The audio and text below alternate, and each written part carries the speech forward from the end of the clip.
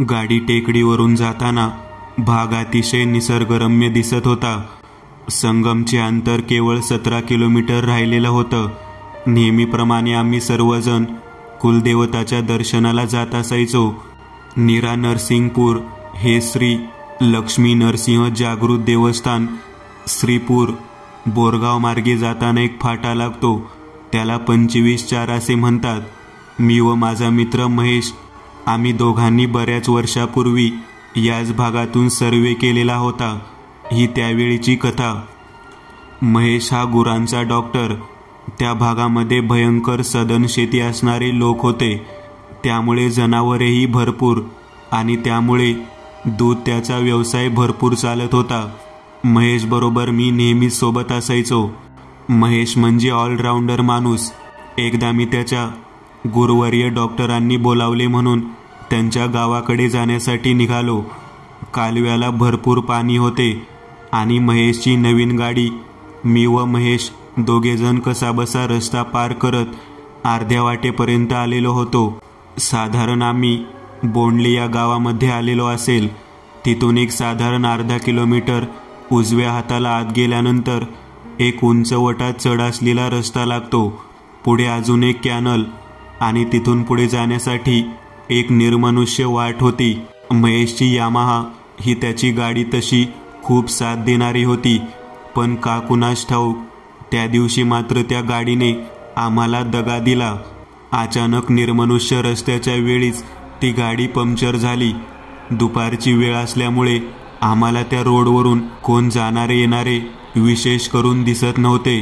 कसाबसा अर्धा किलोमीटर अंतर चालत पुढे आल्यानंतर एक बैलगाडीवाला दिसला.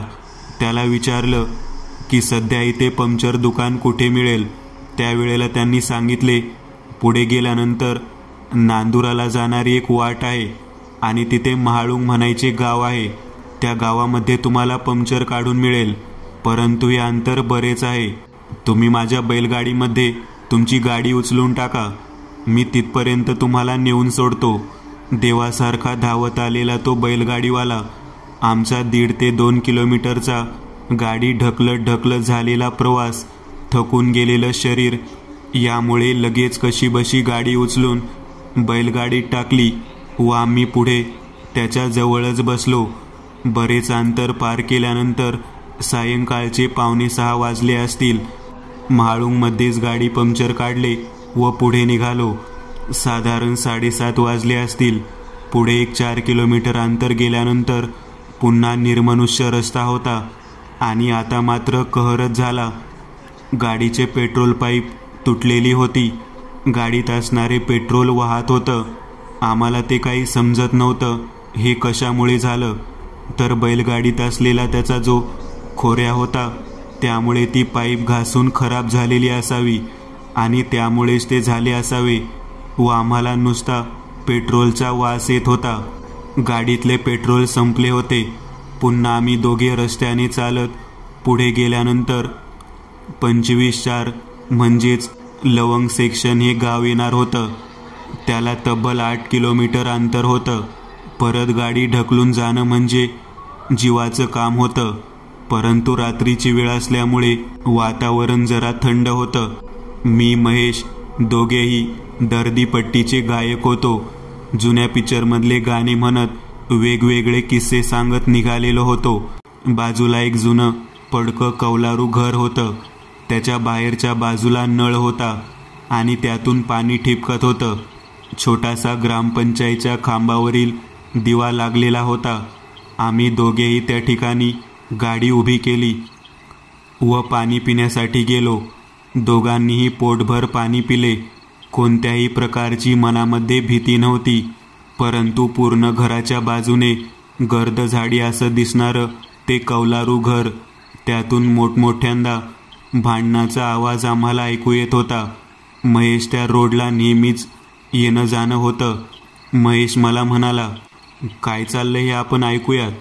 10-15 मिनिटे इथे बसू आणि मग जाऊ चालत पुढे. मला घराच्या डाव्या बाजूला एक जुनी गाडी दिसली. मी महेशला म्हणालो, नक्कीच पुरुष माणूस कोणीतरी असणार आहे. आपण त्यांना आपल्या गाडीबद्दल सांगून मदत मागायची का? महेश म्हणाला, अरे यांच्याकडे काय आपल्याला पेट्रोल पाईप मिळणार आहे का? पेट्रोल पाईप तर पेट्रोल पंपावरतीच मिळेल, त्यामुळे येथे वेळ घालवण्यात काही अर्थ नाहीये. इतक्यात त्या घरातून एक विवस्त्र असलेली तरुण मुलगी जोरात पळत त्या झाडीतून वाट काढत रोडच्या दिशेने आली. जिथे आम्ही गाडी लावलेली होती त्या दिशेनेच ती पळत असताना 2-3 वेळा ठेच काढून पडली, परत उठली, परत पळत सुटली. चाललेला प्रकार पाहून महेश व मी जरा चकित झालो. त्या मुलीच्या मागे एक बाई मध्यम वयाची असेल साधारण व 2 तरुण पळत होते. काय प्रकार आहे हे काही लक्षात नव्हतं येत. त्यांची घरगुती काहीतरी गोष्ट असेल. आम्ही नुसते बघ्याची भूमिका घेऊन उभारलेलो होतो. ती मुलगी इतक्या जोरात पळत होती, ती काही क्षणात दिसेनाशी झाली. तिच्या मागे धावणारी ती मध्यम वयाची बाई, ते 2 तरुण मुले, तेही सर्व ताकदीनिशी पळत होते. ते पण काही अंतरावरून दिसेनासे झाले. अंधारामध्ये ते कुठे गेले काय समजलंच नाही. आम्ही दोघेही कुतूहलाने चर्चा करत गाडीला कसेबसे ढकलत निघालो. काय झालं असेल? ती मुलगी अशी का पळत होती? तिच्या अंगावर कपडे नव्हते. ती बाई पण होती आणि ती 2 मुले पण तिच्या मागे का लागले होते असे प्रश्न आम्हाला पडत होते. त्यावर उत्तर म्हणून मी म्हणत होतो की ती मुलगी वेडी असावी आणि तिला तिच्या घरातले लोक पळत पळत पकडत असावेत. थोडे अंतर गेल्यानंतर एक झाड होतं. त्याच्या बाजूला दगडाचा रचून तयार केलेला कट्टा होता, जो शेणाने सारवलेला होता. त्या कट्ट्यावरती एक जख्ख म्हातारी बसलेली दिसली. तिच्या हातामध्ये काठी होती. 1-1.5 किलोमीटर अंतर कसेबसे गेल्यानंतर थकल्यासारखं व्हायचं, म्हणून आम्ही त्या म्हातारीजवळ जाऊन थांबलो. साधारण वेळ 11:15 झालेली असेल. मी महेशला म्हणालो, आजींना विचार पाणी आहे का म्हणून. मी महेशला हे बोलणार इतक्या त्या म्हातारीने मातीची कळशी समोर केली व छोट्याशा गाडग्यामध्ये आम्हाला पाणी दिलं. कुठून आलास पोरांनो? विचारपूसही केली. आम्ही तिला सांगितले, आम्ही पंढरपूरचे, येथे पवार डॉक्टरांकडे निघालेलो होतो. रात्रीचा जेवणाचा कार्यक्रम होता व मुक्काम पण करणार होतो, पण आमच्या गाडीने जरा दगा दिला. म्हातारी म्हणाली, पुढचे 2-3 किलोमीटर अंतर आहे. जरा विचित्र आहे पोराव, इथेच थांबा, नंतर जावा. 12 ते 2च्या वेळेमध्ये वाटमारे माणसं असतात. तुमच्याकडे पैसे असेल तर काढून घेतील, म्हणून तुम्ही थांबा, सकाळी उठून जावा. नाहीतर आता तुम्हाला डॉक्टर साहेबांच्या घरी जेवण काय? जेवण शक्य नाही. म्हातारीच्या बोलण्यावर आम्ही दोघं जरा विचार करू लागलो. नाहीतरी आमच्याकडे काय होतं? माझ्याकडे एक चांदीची अंगठी, महेशकडे गळ्यात 1 तोळ्याचं लॉकेट, पाकिटामध्ये 1000-1500 रुपये असतील. बाकी काय विशेष म्हणून पैसे नव्हते. आणि मी प्रचंड डेरिंगबाज होतो. बरोबर कायम एखादं शस्त्र असायचं. मी आजींना म्हणालो, आजी, आम्हाला याची काहीच भीती नाही. आम्हालाही काहीच नाही वाटत असल्या वाटेचं. आम्ही पाणी पितो, अजून एक 10-15 मिनिटात बसतो आणि निघतो. त्यावर आजींनी परत एकदा विनंती केली, जाऊ नका पोराव. मी काय नुसती तुम्हाला वाटमाऱ्याबद्दल नाही सांगत. जाताना वळणावरती 2-3 जागा विचित्र आहेत म्हणून सांगते. त्या म्हातारीचे बोलणे ऐकून आम्ही दोघे हसत होतो. आजी, आम्हाला ह्या काही गोष्टी नवीन नाहीत. त्यावर म्हातारी म्हणाली, तुम्हाला जर पटतंय तर जावा, पण काळजी घ्या. जरा कुठे थांबू नका आणि कोण गाठ पडलं तर बोलू पण नका. एवढे 4-5 किलोमीटर अंतर एकसारखे चालत राहा. म्हातारीच्या बोलण्याने मनामध्ये शंकेची पाल चुकचुकली. मी मयाला म्हणलं, मया, आता थांबायचं नाही आणि संगम येईपर्यंत जायचं. 25-4ला पेट्रोल पंप लागला. पेट्रोल टाकून डॉक्टर साहेबांच्या घरी झोपायला जाऊ भावा. थोडे अंतर पुढे चालत गेल्यानंतर एक छोटासा ओढा लागला. एक वळणदार रस्ता पण होता, आतमध्ये जाणारा. साधारण 3 रस्ते एकत्र येणारे ते ठिकाण होतं. इतक्यात मागून एक आवाज आला. आम्ही त्या रस्त्याच्या मध्यभागी आलो तेव्हा ओढ्यामध्ये वाहणाऱ्या पाण्यात कोणीतरी हातपाय धुतय व खाकरतोय, चूळ भरते असं जाणवलं. रात्री 12:30ची वेळ असेल आणि त्यावेळेस अशा पद्धतीने कोण बरे असेल याबाबत मनात विचार सुरू झाले. महेश गाणं मोठमोठ्याने म्हणू लागला होता. मी त्याला साथ देत होतो. समोर 2 रोड होते. आम्ही ज्या रोडने आलो होतो त्या रोडपासून आतमध्ये वळणारा एक रस्ता, वर सरळ जाणारा एक रस्ता होता. नेमकं कोणत्या रोडला जायचं हे कळत नव्हतं. रस्त्याने अंधार आहे व बरोबर बराच लांब कुठेतरी शेतामध्ये एखादा दिवा चालू असलेला दिसायचा. चांदण्याच्या थोड्याशा प्रकाशामध्ये कसाबसा रस्ता दिसत होता. थोडं पुढं गेल्यानंतर परत बांगड्यांचा आवाज आला. आता मात्र मनामध्ये भीती वाटत होती. महेश म्हणाला, इथे काहीतरी विचित्र प्रकार आहे. आपण पुढे गेलेलं बरं. मी म्हणालो, दुर्लक्ष करून चालत राहा. पुढे अशी वेळ आली की आता विचारायचं कोणाला. तेवढ्यात मागून एक आवाज आला, कोणत्या गावचं पाहुणं? एवढ्या राज्याला कोणाकडे चाललाय? पुरुषी आवाज असल्यामुळे आम्ही दोघे मागे वळून बघितले, पण स्त्रीचा पोशाख परिधान केलेला बहुधा तो पुरुष असावा. तो थोडा चालत पुढे आला. हातात तंबाखू मळत होता.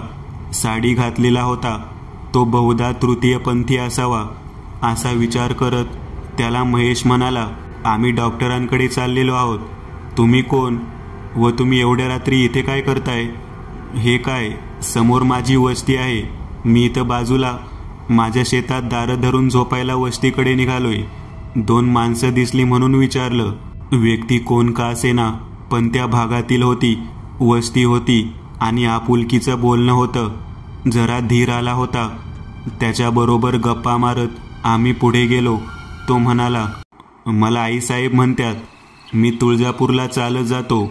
मी किन्नर आहे, पण मला सर्वजण प्रेमाने ताईसाहेब म्हणतात. त्या व्यक्तीचे बोलणे ऐकत आम्ही पुढे निघालो. त्याचा चेहरा सुंदर होता. पुरुषीपणा जरी असला तरी दिसायला मात्र तो बाईप्रमाणे होता. थोडे अंतर पुढे गेल्यानंतर आम्ही त्याला विचारलं, 25-4 साधारण 3 किलोमीटर आहे इथून. तो म्हणाला, तुमचा नेमका गाडीचा प्रॉब्लेम काय झाला आहे? त्यावरती आम्ही म्हणालो, पेट्रोलची पाईप फुटली आहे. बस एवढंच. चला माझ्या वस्तीवर. माझ्याकडं आहे शिल्लक राजदूत गाडीची पाईप. म्हणूनच मी अशा गोष्टी ठेवतो वस्तीवर.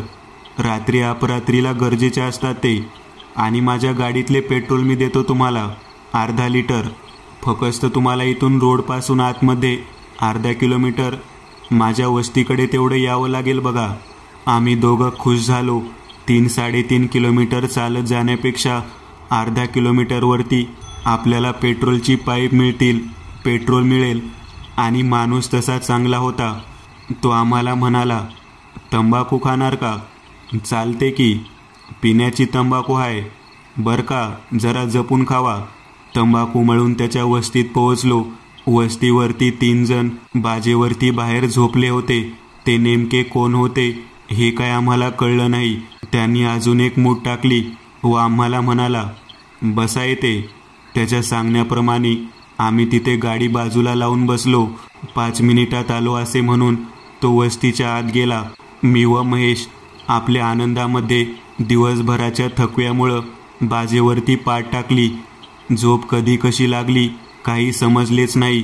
1 तासाभरानंतर आम्ही दोघेही जागे झालो. तोंडावरती पाणी शिंपडल्यासारखं वाटत होतं. उठून बघतो तर काय, बाजूला मशाली लावलेल्या होत्या आणि 4 लोक हातामध्ये काठी घेऊन आमच्या दोघांच्या कडेने उभा होती. आम्ही दोघं शुद्धीत होतो, मात्र हातपाय बांधलेले होते.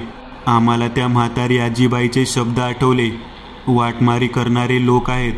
परंतु इथे जरा प्रकार वेगळाच होता. उंच टेकडावरती आम्ही आहोत असं मला जाणवत होतं. समोर एक मंदिर होतं. तो तृतीयपंथी पुरुष म्हणजे ताईसाहेब केस मोकळे सोडून विचित्र प्रकारचे नृत्य करत होता. एक मुलगी होती अर्धनग्न असलेली. 2 मुलं तरुण आणि एक मध्यम वयाची बाई. त्यांना आम्ही अगोदर पाहिलेले होते. ते एवढ्या लांब कसं काय आले ते तर त्या अंधारात दिसेनासे झाले होते. त्या अर्धनग्न मुलीला दोन्ही हातापायाला बांधून ठेवलेले होते. नेमका काय प्रकार आहे हे समजण्यापलीकडचे होते. ताईसाहेब विचित्र हावभाव करत नृत्य करत होती.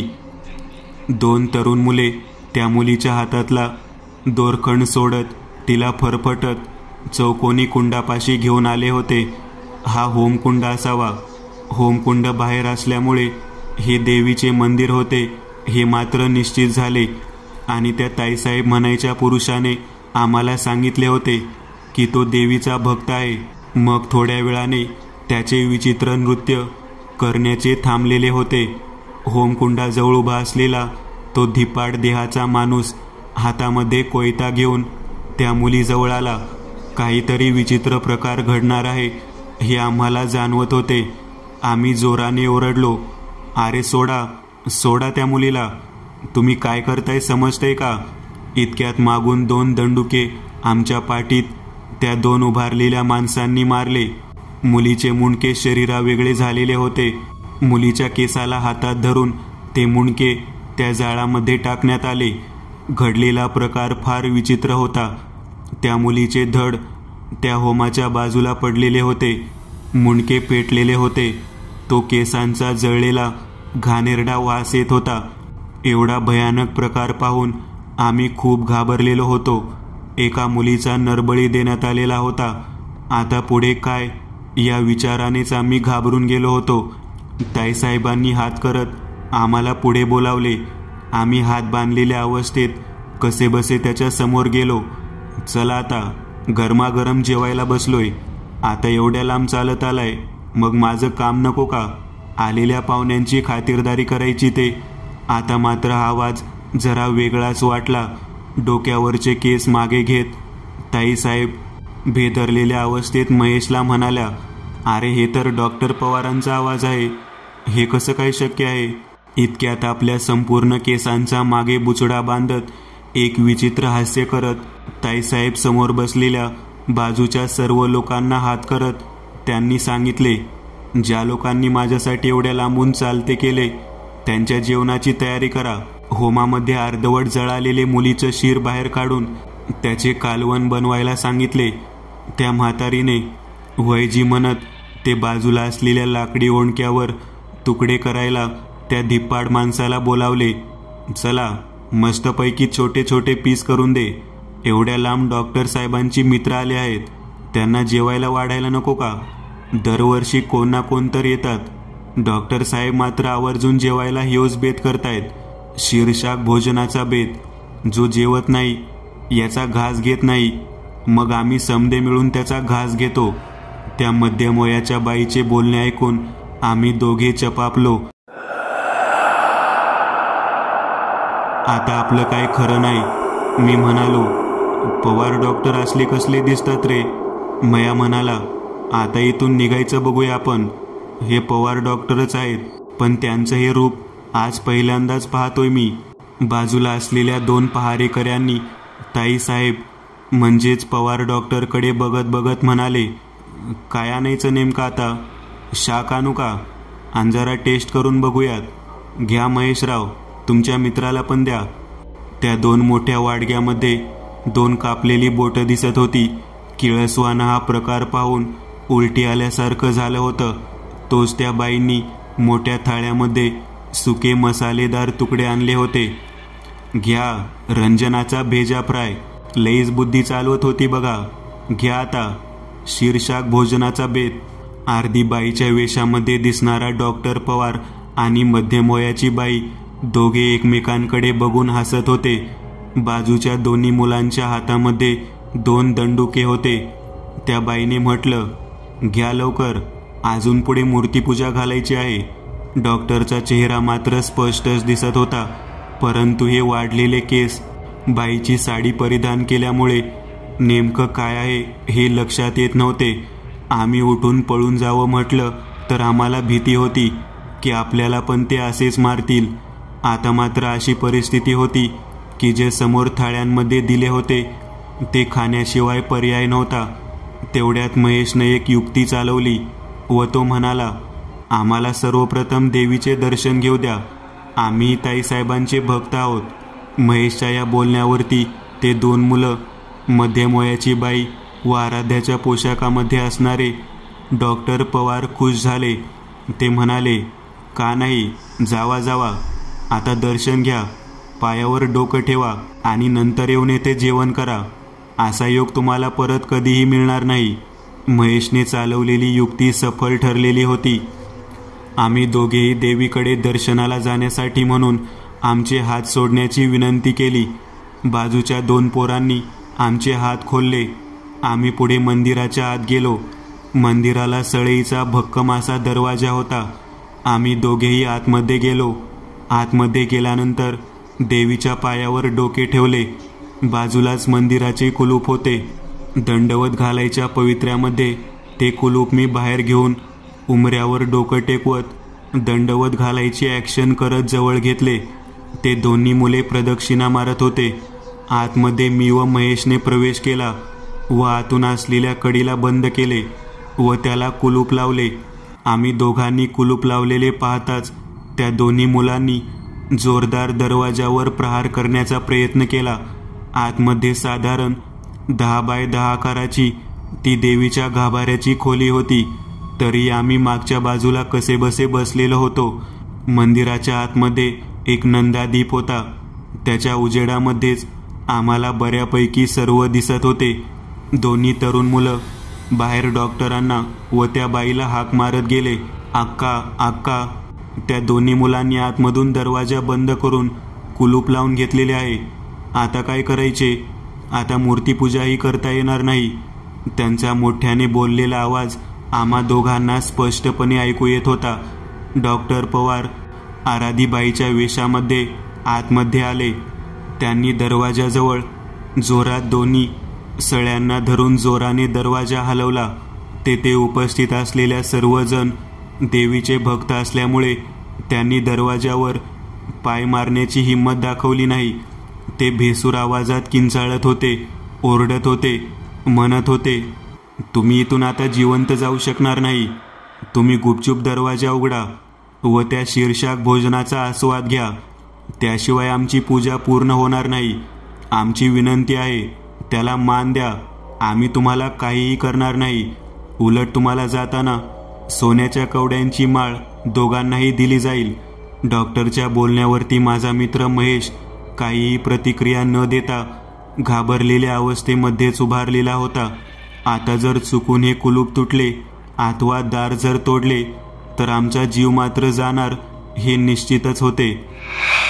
जवळजवळ पहाटेचे 2:45 वाजले होते. आराधी वेशामध्ये असणारे पवार डॉक्टर व त्या मध्यम वयाच्या बाईने खूप वेगळ्या प्रकारे आमिष दाखवून विनवणी केली. परंतु एकाही शब्दाने महेशनं अथवा मी त्यांना उत्तर दिले नाही. देवीपाशी आम्हाला शरण मिळालेली होती. त्यामुळे त्या अघोरी प्रतापासून आम्ही आतापर्यंत तरी वाचलेलो होतो. बाजूला एक खिडकी होती. त्या खिडकीचे गज वाकवण्याच्या प्रयत्नात ती दोनही मुले होती. आता त्यांना प्रतिकार करण्याशिवाय आमच्याकडे कोणताही पर्याय नव्हता. महेशनं मी मागच्या कोपऱ्यामध्ये असलेल्या पोतीला दिव्यावर धरून प्रज्वलित केले व ती प्रज्वलित झालेल्या पोतीने खिडकीतील सळई त्या 2 मुलांना मागे हुसकावले. आराधीबाईच्या वेशात असणारे डॉक्टर प्रचंड रागाने विचित्र पद्धतीने चौताळ्याचा आविर्भाव करत होमापर्यंत परत जायचे व तिथून परत येऊन दरवाजाच्या दोन्ही सळ्यांना धरून दरवाजा उघडण्यासाठी प्रयत्न करायचे. त्यांच्या सोबत असणारी ती मध्यम वयाची बाई जिला हे 2 मुले अक्का म्हणत होती, तीही त्याच पद्धतीने आविर्भाव करत होती. बहुधा जसजशी वेळ टळत जात होती त्यांचे वागणे अजून भेसूर वाटत होते. कसाबसा 1 तास आम्ही त्या ठिकाणी वेळ घालवला. जसजशी वेळ जात होती तसतसा त्यांचा भेसूरपणा अधिकच वाढत चालला होता. त्या दोन्ही मुलांनी जेवढा प्रयत्न करता येईल तेवढ्या पद्धतीने प्रयत्न करणे सुरू केले होते. कुलूप आतील बाजूने लावल्यामुळे त्यावरती त्यांना दगडही मारता येत नव्हता व सळईही तोडता येत नव्हती. गज रुंदीला जास्त असल्यामुळे ते सहजासहजी तुटणार नव्हते. मात्र खिडकीच्या बाजूला आम्हाला फार प्रतिकार करावा लागत होता. देवीची पोत जळून निम्मीपर्यंत झालेली असेल. ती पोत पुढे धरून आम्ही त्या मुलांना गजाला हात लावू देत नव्हतो. गजाजवळच पोत धरल्यामुळे गजही तापलेले होते. मी महेशला तेच सांगत होतो. काही झाले तरी गज थंड होता कामा नये, अन्यथा आहे त्यात दंडुके घालून किंवा दगडधोंडा मारून काही ना काहीतरी करून हे खिडकीचे गज तोडतील व आपल्याला बाहेर नेतील. हा सर्व चाललेला प्रकार इतका विचित्र होता. ज्या व्यक्तीने महेशला व मला जेवणाचे आमंत्रण दिले होते ते जेवण इतके भयानक असेल, ते का बरं असे केलेले असेल याचा मात्र विचार सारखा मनात येत होता. अजून अर्धा तास वेळ गेला. साधारण 4:15ची वेळ झाली. त्यावेळेला भयंकर विचित्र आवाजामध्ये मध्यम वयाची बाई व आराधी वेशातला डॉक्टर दोघे किंचाळू लागले. त्यांनी त्यांची पूजा पूर्ण करण्यासाठी आम्हाला खूप विनवण्या केल्या, परंतु आम्ही काही केल्या दरवाजा मात्र उघडत नव्हतो. आरवाचे भाषेमध्ये उग्र रूपामध्ये पवार डॉक्टरांनी सोडलेले मोकळे केस, ती मध्यम वयाची अक्का, तिचं ते भेदरलेलं नृत्य मनात धडकीच भरवत होतं.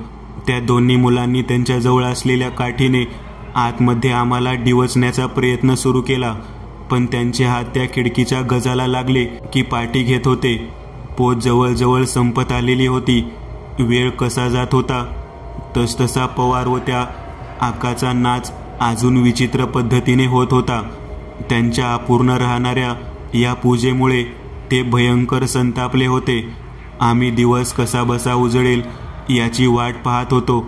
देवीच्या मूर्तीकडे पाहून करुणाभावाने मी विनवणी करतो, हे जगजननी जगदंबे, या संकटातून आम्हाला वाचव. समोर आलेले हे विचित्र संकट कसे पार पाडायचे हे मात्र कळत नव्हते. आम्हाला एवढे मात्र माहीत होते, आम्ही जर बाहेर गेलो तर त्या रंजना नावाच्या मुलीच्या डोक्याच्या केलेल्या तुकड्याचे जेवण आम्हाला करावे लागणार, आणि त्यानंतर पुढे काय आहे हे मात्र आम्हाला माहीत नव्हते. अतिशय अघोरी पद्धत आपल्या डोळ्यासमोर चालू आहे व ती करणे कदापिही शक्य नव्हते. साधारण 1 तास वेळ कसाबसा गेलेला होता. दोन्ही मुलं होता होईल तेवढा प्रयत्न करून खिडकीची चौकट उचकटण्याचा प्रयत्न करत होते. इतका वेळही नृत्य करून पवार व अक्का दोघेही काही केल्या थांबलेले नव्हते. पवार व अक्का दोघेही म्हणत होते, आमच्या अनेक वर्षातून एकदा येणाऱ्या पूजेला तुम्ही खंड पाडताय. दरवाजा उघडा, तुमच्या जीवाला धोका होणार नाही, फक्त आम्हाला मूर्तीची पूजा करू द्या. त्यांचा आवाज, त्यांचे हे बोलणे ऐकून आम्ही कोणत्याही प्रकारचे त्यांना उत्तर देत नव्हतो. महेशने कसाबसा अजून आपल्याला अर्धा तास वेळ काढावा लागेल. दिवस उजाडल्यानंतर हा प्रकार डोळ्यासमोर येईल, लोक येथे येतील असे मला महेशने सांगितले. 5 मिनिट वेळ गेल्यानंतर गोल प्रदक्षिणा मारणारे दोन्ही मुले दिसेनाशी झाली. समोरच्या बाजूचे दोन्ही नाचणारे असलेले पवार डॉक्टर व अक्का म्हणायची ती मध्यम वयाची बाई बहुधा बाजूला लपून बसले असावेत. आम्ही दरवाजा उघडणाऱ्याची वाट पाहत असावेत असा मला भास होत होता. रात्रभर झालेले जागरण यामुळे डोळ्यावरती झापड येत होती. कोणताही आवाज येत नाही या कल्पनेने 2 मिनिटे डोळे मिटून मंदिरामध्ये देवीच्या मूर्तीच्या मागच्या बाजूला गुडघ्यावर डोके ठेवून चवड्यावर बसलो. अचानक डोळा लागलेला होता. दोघांनीही डोळे उघडले तेव्हा समोर एक म्हातारी, तिच्यासोबत एक लहान मुलगी व एक लहान मुलगा असे तिघेही जण आम्हाला बाहेर दिसले. बाहेर रात्री झालेला कोणताच प्रकार आम्हाला दिसत नव्हता. म्हातारी जशी पायऱ्या चढत मंदिराजवळ आली तेव्हा मी तिच्याकडे पाहत होतो. ती रात्रीचीच म्हातारी होती. हिनेच आम्हाला सांगितले होते की मुलांनो पुढे जाऊ नका, पुढे वाटमारी करणारे लोक आहेत. ज्या म्हातारीजवळ बसून आम्ही मातीच्या कळशीमधून पाणी पिलेले होते ही तीच म्हातारी होती. आम्हाला थोडासा धीर आला. त्या म्हातारीने आम्हाला मंदिरात पाहताच ती म्हणाली, इथे येऊन आश्रयाला आला का? त्यावरती मी व महेश दोघेही जण रडू लागलो. रात्रभर चाललेला हा भयानक प्रकार आम्हाला सारखा नजरेसमोर येत होता.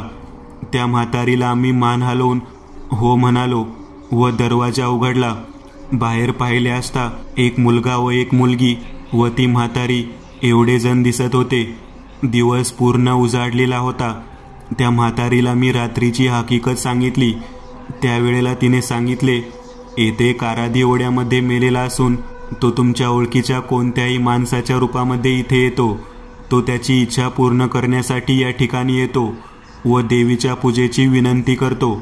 मी तुम्हाला यापूर्वीच कल्पना देणार होते, परंतु तुम्ही माझ्याजवळ थांबण्याची कोणतीही विनंती मान्य करत नव्हता आणि हा प्रकार सांगितल्यानंतर तुम्ही माझ्यावरच हसला असता, म्हणून मी तुम्हाला काहीही जास्त बोलले नाही. आम्ही विचार केला की आम्हाला ज्या डॉक्टरांनी जेवायला बोलावले होते त्यांचा चेहरा मला का दिसत होता. त्यावेळेला त्या बाईने सांगितले, ज्या व्यक्तीने तुम्हाला आमंत्रण दिले होते त्यांच्याकडे तुम्ही जेवायला जाणार होता, ते व्यक्तीच डॉक्टर पवार हे रात्री तुम्हाला शोधत रस्त्याने आलेले होते. त्यांनाच त्या आराध्याच्या भूताने झपाटले व त्यावर ओढ्यातून तुम्हाला भ्रमित करून या मंदिराकडे आपल्या इच्छा पूर्ण करण्यासाठी आणले असेल. आजपर्यंत 6 ते 7 जणांना असा अनुभव आलेला आहे, परंतु या देवीच्या कृपेने आजपर्यंत त्याची मनोकामना मात्र पूर्ण झालेली नाही. महेश म्हणाला, अनेक वर्षातून एकदाच हा दिवस येतो म्हणजे नेमका हा दिवस कोणता म्हणायचा. त्यावेळी ती आजी म्हणाली, कालचा दिवस हा ग्रहणाचा दिवस होता. बऱ्याच वर्षातून एकदा हा ग्रहणाचा दिवस येतो व त्या दिवशीच त्या आराध्याची शीरशाक भोजनाची नवसाची इच्छा पूर्ण करण्याची तडफड असते. आम्ही बाहेर गेलो. टेकडी उतरून खाली गेले असता समोरच्या वस्तीवरती रोडच्या बाजूला आमची गाडी पडलेली दिसली.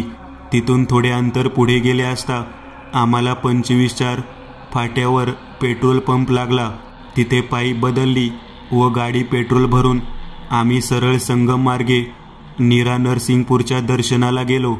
आज अशी वेळ होती की फक्त आम्हाला देवाने दिलेल्या दर्शनाच्या बुद्धीमुळेच आम्ही वाचलो होतो. शीर्षाक भोजनाचा बेत, या आराध्याच्या मनाची मनोकामना, त्यासाठी गेलेला तो मुलीचा बळी, या गोष्टीचे रहस्य मात्र तसेच राहिले. कारण आम्ही मंदिराच्या बाहेर आल्यानंतर कुठेही आम्हाला त्या मुलीचे धड अथवा होम हवन झालेली जागा मात्र दिसली नाही. हा भ्रम होता का स्वप्न की घडलेली हकीकत होती, याबाबत मात्र आम्ही दोघेही साशंकच होतो. नीरा भीमाच्या संगमावरती आंघोळ करून लक्ष्मी नरसिंगचे दर्शन घेऊन आम्ही परत आमच्या गावाकडे निघालो. 2 दिवसांनी समजले पवार डॉक्टर यांचा त्याच ओढ्यात गाडीवरनं पडून मृत्यू झाला. मित्रांनो, आज पुरतं एवढंच. तुम्हाला जर काही गोष्ट आवडली असेल तर नक्की लाईक करा. तुमच्यापैकी बरेचसे जण व्हिडिओ लाईक न करताच पळून जातात, पण हा जर व्हिडिओ तुम्ही लाईक केला तर मला जरा बरं वाटेल आणि असेच भारी भारी व्हिडिओ बनवायची माझ्यात एनर्जी येईल. त्यामुळे नक्की लाईक करा आणि अजूनही कोणी या चॅनलला सबस्क्राईब केलेलं नसाल तर लगेच सबस्क्राईब करून टाका आणि बाजूची घंटी ती मात्र दाबायला विसरू नका. देवाची घंटी आहे ती. चला तर मग पुन्हा भेटूया अशीच एक आगळी वेगळी गोष्ट घेऊन पुढच्या